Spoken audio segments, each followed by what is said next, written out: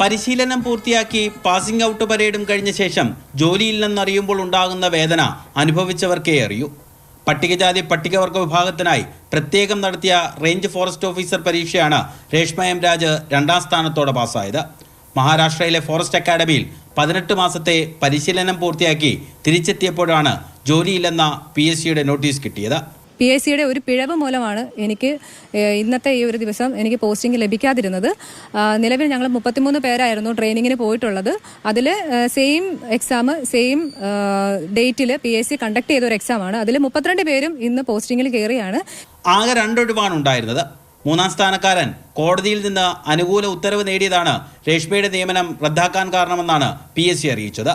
PSCയുടെ ഈ rank list ഇട്ടതിൻ്റെ പിഴവ് മൂലം എനിക്ക് മാത്രം ഈ ഒരു പോസ്റ്റിംഗ് കിട്ടിയില്ല.